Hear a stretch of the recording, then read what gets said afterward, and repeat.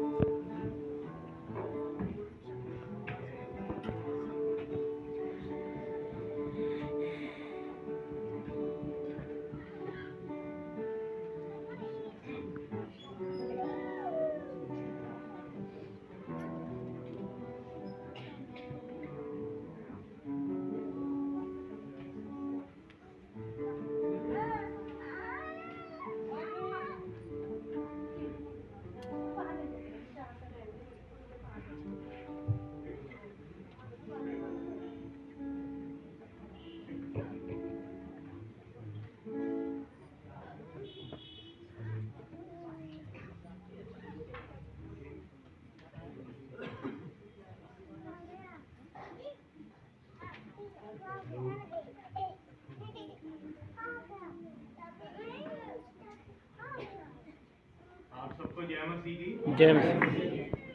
परमेश्वर का धन्यवादी हूँ जो परमेश्वर मुझे आपके बीच में लेके आया है।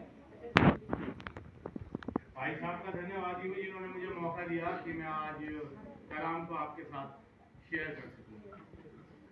आइए दुआ मांगते हैं। शक्तिमान जलाली पिता परमेश्वर, मुझे बुद्धि दे पिता परमेश्वर। पिता परमेश्वर अपने वचन को मेरे मुंह में डाल, ताकि जो कुछ मैं कहूँ पिता परमेश्वर वो तेरी ओर से हो पिता परमेश्वर, ताकि तेरा नाम जलाल पाने यीशु के नाम से। जो भी हमारे सामने बाइबल में से दो जगह से पढ़ा गया, एक ओल्ड टेस्टमेंट में से और एक न्यू टेस्टमेंट में से। और जो हम ये देखते हैं कि परमेश्वर ने मूसा को जो व्यवस्था दी थी और उस व्यवस्था में उसने परमेश्वर के लिए ये कहा था, जो अभी हमारे सामने पढ़ा गया, हे इस्राएल सुन, यहोवा हमारा परमेश्वर है, यहोवा एक ही है। एक ही परमेश्वर है जो सृष्टि करता है, जिसने आसमान और जमीन और जो कुछ इसमें है वो सिर्फ परमेश्वर ने बनाया है। इसीलिए वो ये कहता है परमेश्वर एक ही है। इसलिए तू अपने प्रभु परमेश्वर को अपने सारे प्राण, अपने सारे हृदय, अपनी सारी बुद्धि और अपनी सारी शक्ति से प्यार कर। वो इस बात को कहता है और जोर देता है, और ये उसकी एक आज्ञा है। और ये आज्ञा उसकी, वो जो परमेश्वर के लोग थे वो उसे मानते रहे। वो इज़राइल उस परमेश्वर की स्तुति करता रहा, आराधना करता रहा और उसे केवल अपना एक ही परमेश्वर, एक ही यहोवा जो सृष्टि करता है, उसकी उपासना करता रहा। आगे हम ये देखते हैं ये प्रेम शब्द क्या है, ये प्रेम कैसे है। ये प्रेम जो है एक संबंध को दर्शाता है, और इस संबंध को दर्शाने के लिए जो हम उसको वर्ड को संबोध करते हैं, संबोधित वर्ड जो है वो प्रेम है, जो कि एक हमारे संबंध को दर्शाता है। और इस संबंध को ही दर्शाने के लिए उसने वो प्रेम शब्द यूज किया है। और हम देखेंगे इस प्रेम की क्या ताकत है। और हम ये देखते हैं कि हमें ओल्ड टेस्टमेंट में ये कहा गया था तुम परमेश्वर से प्यार करो, लेकिन हम ये देखते हैं कि न्यू टेस्टमेंट में जब हम आते हैं और ये देखते हैं कि जिस तरीके से हमने भी न्यू टेस्टमेंट में पढ़ा, और अगर हम ये देखते हैं कि यूहन्ना 4:24 में ये लिखा है कि परमेश्वर आत्मा है, और ये लिखा है यूहन्ना के 3:16 में, क्योंकि परमेश्वर ने जगत से ऐसा प्यार किया कि उसने अपना इकलौता पुत्र दिया, ताकि जो कोई इस पे विश्वास लाए वो नाश ना हो परंतु अनंत जीवन पाए। यहाँ परमेश्वर मनुष्यों से प्यार करने की बात कर रहा है। और हम ये देख रहे हैं कि परमेश्वर तो आत्मा है, और आत्मा समस्त मानव जाति से प्यार करने की बात कर रही है कि उसने संसार से ऐसा प्यार किया कि उसने अपना खुद को दे दिया। अजीजों, हम ये देख रहे हैं और ये जान रहे हैं कि जब परमेश्वर आत्मा है तो जो उसने हमें प्यार किया है वो आत्मिक है, वो शारीरिक नहीं है। इसीलिए आत्मा ने हमसे प्यार किया है। और हम ये देखते हैं कि जब उसके कहे के अनुसार उसका पुत्र इस दुनिया में आ गया और उसने अपनी मिनिस्ट्री को शुरू किया तो उसने सबसे ज्यादा महत्व दिया, सबसे ज्यादा जोर दिया और उसने इस चीज पे जोर दिया, मोहब्बत पे। उसने मोहब्बत की बात करी है, उसने प्यार और प्रेम की बात करी है। अगर हम देखते हैं मत्ती, मरकुस, लूका में बार बार एक ही बात को बार बार लिखा गया है और वहां यीशु मसीह कहते हैं कि तू अपने प्रभु परमेश्वर को अपने सारे प्राण, अपने सारे हृदय, अपनी सारी बुद्धि और अपनी सारी शक्ति से प्यार कर। साथ में वो कहते हैं मैं तुम्हें एक और आज्ञा देता हूं, तुम अपने पड़ोसी को अपने समान प्यार करो। ये कितनी बड़ी बात उन्होंने कही है, ये दुनिया के किसी ग्रंथ में नहीं लिखी हुई, लेकिन सिर्फ यीशु मसीह ने आके ये टीचिंग दी है। ये उन्होंने जो टीचिंग दी है, आज दुनिया अगर उस पर चल रही होती तो आज इजराइल और हमास का युद्ध नहीं होता, आज यूक्रेन का युद्ध नहीं होता, आज मणिपुर में जो खून की नदियां बह रही हैं वो नहीं बहती, क्योंकि हमने अपने पड़ोसी को अपने समान प्यार नहीं किया। हर देश का बजट, रक्षा बजट सबसे बड़ा होता है। हम बारूद तो बनाते चले जा रहे हैं, चाहे उस कंट्री के लोग भूखे मर रहे हों या बुरी हालत में हों। इसलिए हम उसके अगर वचनों पे चले, उसकी आज्ञाओं को माने, उस आज्ञाओं पे चलें तो अजीज हम सब के अंदर एक प्यार और मोहब्बत होगी और कोई किसी के ऊपर कोई भी मारने की, कटाक्ष करने की, उसके ऊपर किसी भी तरीका उपद्रव करने की कोशिश नहीं करेगा, प्यार मोहब्बत से रहेगा। इसीलिए वो बार बार प्रेम की बात करता है। वो ये कहता है कि जैसे परमेश्वर ने मुझसे प्यार किया वैसे ही मैंने तुमसे प्यार किया, मेरे प्यार में बने रहो। यीशु मसीह फिर ये कहते हैं कि अगर मैं बार बार तुम्हें आज्ञा देता हूं, यीशु मसीह कहते हैं कि आपस में प्यार रखो। अगर तुम आपस में प्यार रखोगे तो क्या कहो, मेरे चेले कहलाओगे, तुम मेरे साथी होगे, मुझे मानोगे। बाइबल बार बार इस बात को कहती है कि अगर तुम प्यार में बने रहोगे तो तुम परमेश्वर के साथ जुड़े रहोगे, परमेश्वर तुम में होगा और तुम परमेश्वर में होगे। इस बात को बार बार कहता है।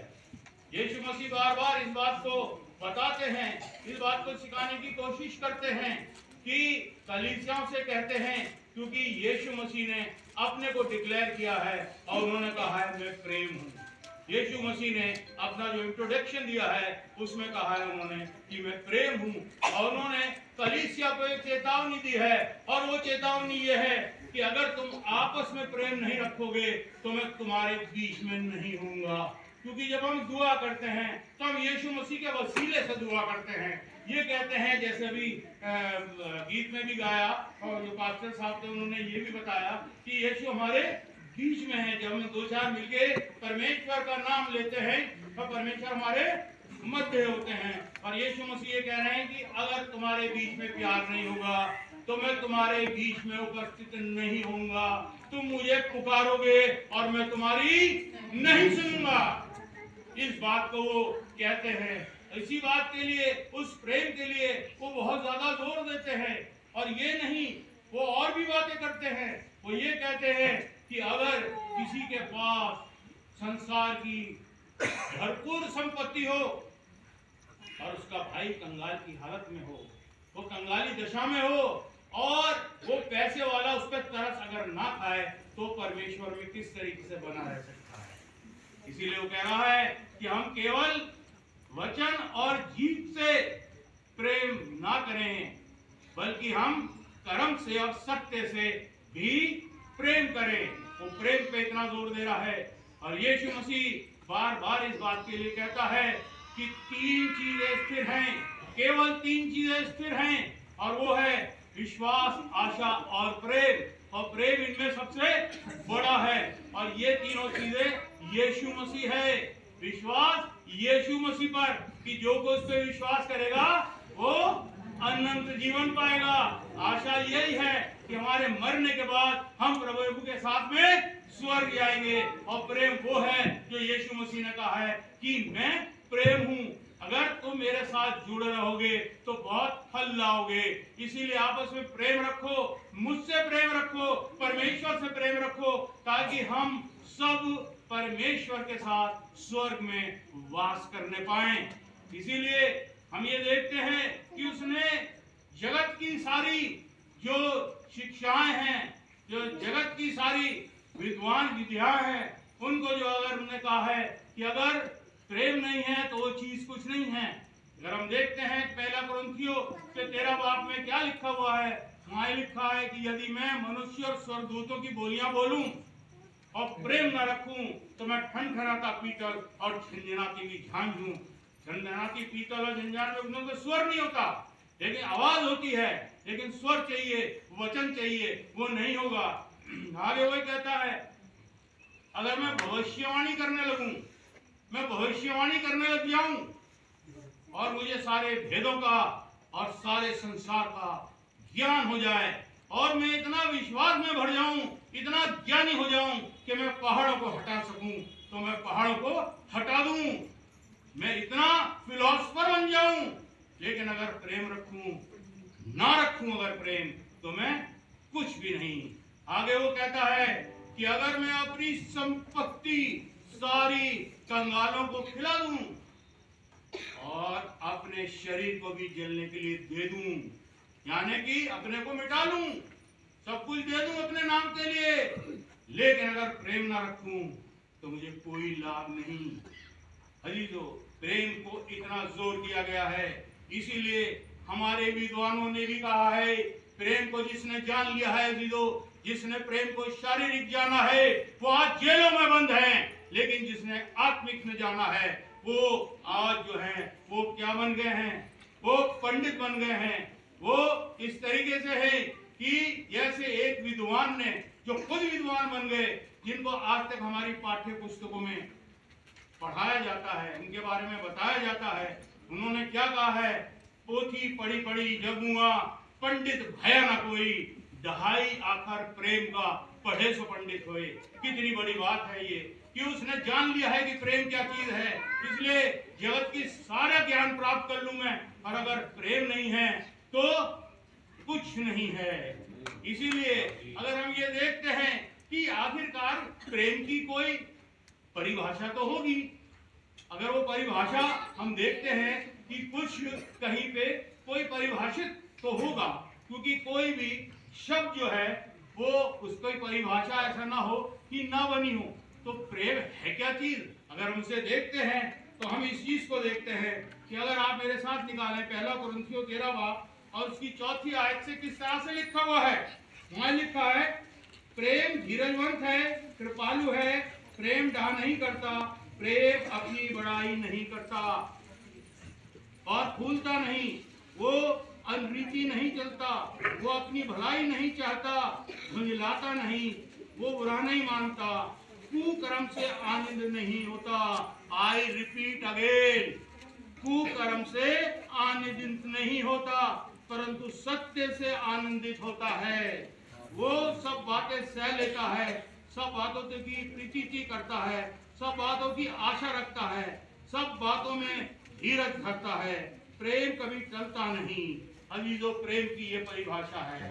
अगर किसी के अंदर प्रेम है, अगर आपको प्रेम करना है, और प्रेम की ये ताकत है जो ये परिभाषित करती है कि किस तरीके से हम प्रेम रखें, और यही प्रेम बहुत जरूरी है कि हम आपस में रखें। और ये कलीसियाओं के अंदर, परिवारों के अंदर ये आज जो प्रेम की कमी हो रही है वो इसलिए हो रही है कि हम यीशु मसीह की आज्ञाओं को नहीं मानते। यीशु मसीह हमारा उद्धार करता है, यही नहीं, और वही दुनिया में इसीलिए आया है कि वो उद्धार कर सके, उद्धार दे, और अगर जो कोई इसमें जुड़ा रहता है वो अनंत जीवन पाता है। इसीलिए यीशु मसीह इस दुनिया में आया ताकि हमें जीवन दे और बहुतायत का जीवन दे। तो हम यीशु मसीह से जुड़ के, क्योंकि यीशु मसीह ने, अभी हमने गीत गाया कि यीशु मेरा यार है, ये गीत गाया, और यीशु मसीह ने खुद कहा कि आज से मैं तुम्हें दास नहीं कहूंगा, बल्कि आज से तुम मेरे मित्र हो, अजीज हो। और उसी चीज को भी पास्टर साहब ने उसको गीत में गा के मुझे बड़ा अच्छा लगा कि इस तरीके का जो है आप लोगों ने गीत बनाए हैं जो हकीकत में बिल्कुल बाइबल से और यीशु मसीह के जीवन से प्रेरित हैं। बड़ी खुशी की बात है। इसलिए मेरा आपसे सिर्फ यही निवेदन है, यही मैं कलाम के द्वारा कहना चाहता हूं कि हम आपस में प्रेम रखें, तभी हम उसके चेले कहलाएंगे। Thank you.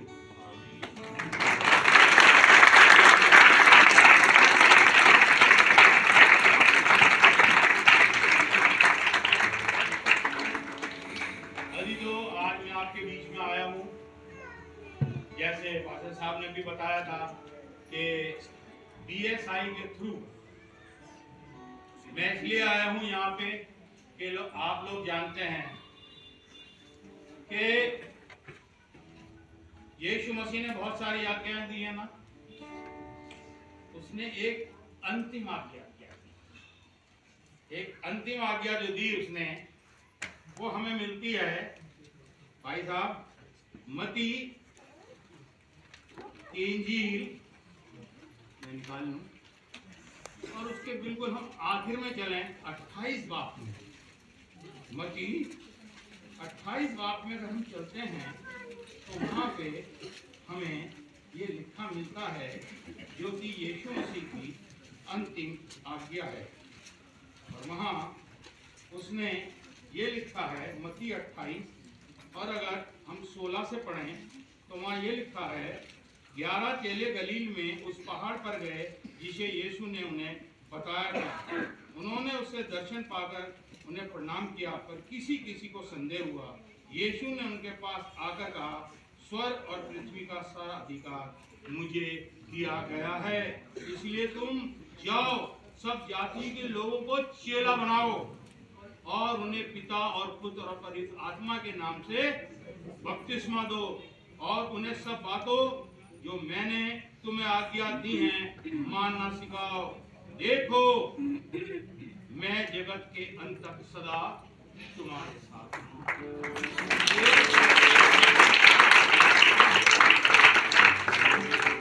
ये वचन यीशु मसीह ने जिंदा होने के बाद में जब वो स्वर्ग पे जा रहा था तब अपने चेलों से कहा, और आज हम अगर उसके चेले हैं तो ये हमारा कर्तव्य बन जाता है कि हम जाति जाति के लोगों में जाके परमेश्वर के नाम को बताएं, और ये बताएं कि वही एक उद्धार करता है, केवल उसके अलावा परमेश्वर ने ना स्वर्ग ने ना पृथ्वी के नीचे ना इस पृथ्वी में कोई और उद्धार करता यीशु मसीह के अलावा नहीं हुआ। और अजीजों, यही BSI का काम है कि BSI जो है वो इस कलाम को छापती है, ट्रांसलेट करती है। ये बड़ा मुश्किल काम है, ट्रांसलेटर नहीं मिलते, क्योंकि हर कोई ये चाहता है कि उसके हाथ में कलाम जो है उसी की लैंग्वेज का हो, ताकि वो उस तरीके से उसे अच्छी तरीके से पढ़ पाए और समझ पाए। इसीलिए BSI का एक बहुत बड़ा, उसके ऊपर एक बहुत बड़ी जिम्मेवारी है, और वो जिम्मेवारी वो वर्षों से निभा रही है। और ये BSI जो है अभी हमने भाई साहब को दिया है, 110 लैंग्वेजेस पे प्रोजेक्ट चल रहा है, यानी कि इतने 100 लैंग्वेजेस पे पूरा हो चुका है इतने सालों से। आज की तारीख में 110 लैंग्वेजेस पे, और वो ऑन डिमांड है। ऐसा नहीं है कि वो ट्रांसलेट करके और छाप छाप के गोदामों में भर लिया हो, ऐसा नहीं है, ये ऑन डिमांड है। और अजीजों, इस काम को, इस BSI को कौन चला रहा है? इस BSI में इतना पैसा लगता है। एक बुक को आप बाजार में लेने जाइए कितनी महंगी पड़ती है, और अगर आप उसे ट्रांसलेट करके छपवाने लग जाएं हजारों रुपए का खर्चा आता है। और BSI इस खर्चे को किसके द्वारा पूरा कर रही है?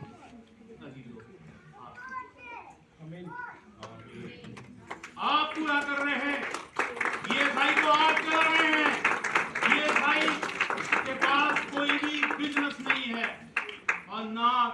ईएसआई कोई मुनाफा कमाता है, बल्कि वो तो सब्सिडी में देता है। सब्सिडी में क्यों देता है? एक ऑर्डिनरी बाइबल जो होती है वो 650-700 रुपए की छपती है।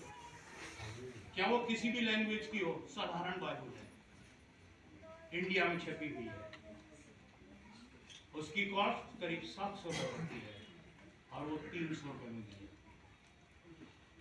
और वो सब्सिडी जो दी जाती है उसके ऊपर जो खर्चा आया है, उस खर्चे का पैसा आप लोगों के खून पसीने की वो कमाई है, जिसके द्वारा परमेश्वर का ये वचन लोगों के हाथों में पहुंच रहा है। आपको बड़ी खुशी होगी कि आप देख रहे हैं कि पंजाब में किस तरीके से लोग बात परमेश्वर में आते जा रहे हैं, सच्चाई को जान रहे हैं। सच्चाई को जानो, सच्चाई तुम्हें और सच्चाई को जान रहे हैं। आज पंजाब में बाइबल की सबसे बड़ी डिमांड है पूरी इंडिया के अंदर।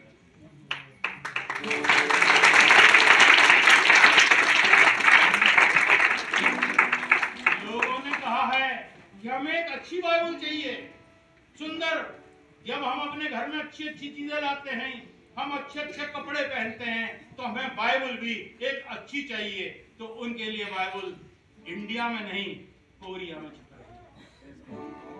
अलग अलग वर्जन आपके पंजाब में बाइबल के आ चुके हैं, जिसपे लाखों रुपए का खर्चा है। लेकिन वो खर्चा परमेश्वर की ओर से, क्योंकि आपके दिलों को खोलता है परमेश्वर।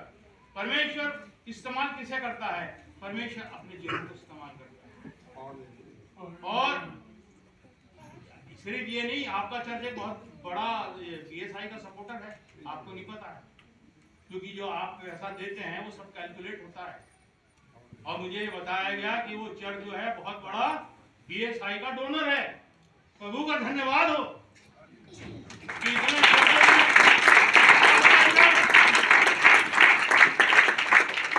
का नाम आता है।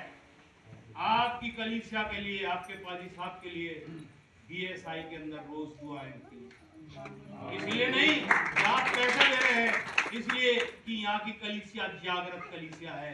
परमेश्वर इस कलीसिया को बड़ी से बड़ी आशीष दे, और ये जो आज चर्च है ये 10 गुना बिल्डिंग बढ़ जाए।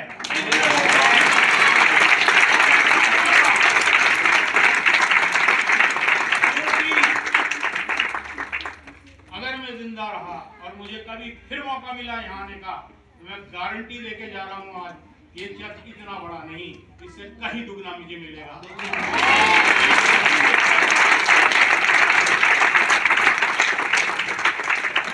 बहुत सारी चीज़ों में जाता हूँ बोलने के लिए, मैं वॉलंटियर हूँ, मैं कोई पैसे नहीं लेता, नहीं लेना चाहिए। परमेश्वर के काम के लिए परमेश्वर ने इतनी आशीषें दी हैं, हम पैसे मांगे? रोटी का तो इंतजाम वो करता है कि कल की चिंता मत करना, हम करते नहीं। प्रभु दे रहा है, हमें अच्छी तरीके दे रहा है, शहद दे रखी है, सब कुछ दे रखा है, पैसे नहीं लेते कहीं से भी, बल्कि कोशिश करते हैं कि किराया भी अपनी जेब से दे दे। लेकिन हम इस बात को जानते हैं कि परमेश्वर आशीषों से भरता है। जैसा जोश मैंने इस चर्च में देखा बहुत कम देखने को मिलता है। जो डिसिप्लिन मैंने यहाँ देखा बहुत कम चर्चेज में मिलता है। बच्चे कितने डिसिप्लिनली बैठे हुए हैं, कितने संयम से बैठे हैं।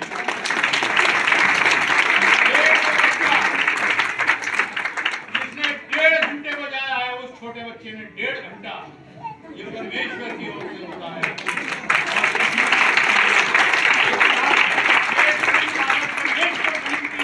इंसानों से नहीं मिलती, मिल ही नहीं सकती।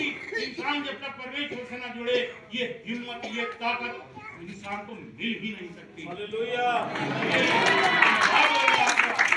तो इसलिए मैं जो बता रहा हूँ आपसे कि बीएसआई का काम कितना है, बहुत बड़ा काम है, बहुत बड़ी जिम्मेवारी है। और ये जिम्मेवारी परमेश्वर के ऊपर, जो परमेश्वर ने आशीषें दी हैं, उसके द्वारा ये काम चल रहा है। इसलिए मेरी आपसे रिक्वेस्ट है कि आप जो है परमेश्वर में होके आप जो भी देंगे तो परमेश्वर आपको बहुत आशीष देगा, क्योंकि परमेश्वर किसी का कर्जदार नहीं है। इसीलिए आपसे ये रिक्वेस्ट है। दूसरी बात ये है कि हम सिर्फ पैसा ही ना दें, हम BSI के लिए दुआ करें।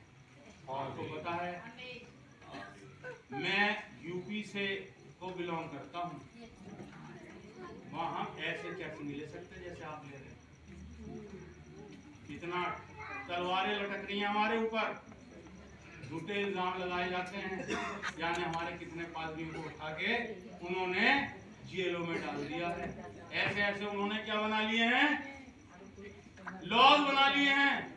जबरदस्ती का ब्लेम हो जाएगा कि यह कन्वर्जन चल रहा है, आ जाएंगे और कहेंगे कन्वर्जन चल रहा है। कन्वर्जन का क्या बना रखा है, रूल बना रखा है कि कन्वर्जन हुआ तो जेल में जाओगे। कितने हमारे पादरी उनकी बीवियां जेल में पड़े हैं। परमेश्वर का धन्यवाद हो कि आज यहाँ ऐसा नहीं है, आपके स्टेट में ऐसा नहीं है।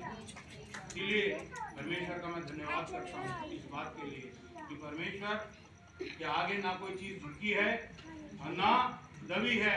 जितना परमेश्वर के कलाम को दबाया गया उतना वो ऊपर उठा है।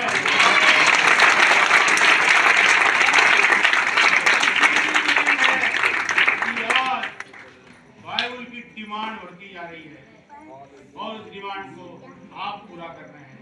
इसलिए मैं ज्यादा टाइम ना लेते हुए एक बार फिर से धन्यवाद करना चाहता हूँ आप सबका, पादी साहब का, तो यहाँ पे ये लोग हैं आपका, और सब आप लोगों का। आपके अंदर मैंने वो जज्बा और वो जोश देखा है मैं बता नहीं सकता। मैं कहता था कि मैं फोटो ले लूँ, लेकिन मेरे को परमिशन मैंने नहीं दी थी कि मैं फोटो उतार लूँ, नहीं तो मैं जरूर ये फोटो उतार के ले जाता। इसलिए हाथ जोड़ के आपसे मैं यही प्रार्थना करता हूँ कि बाइबल सोसाइटी के हाथ मजबूत करें। Thank you.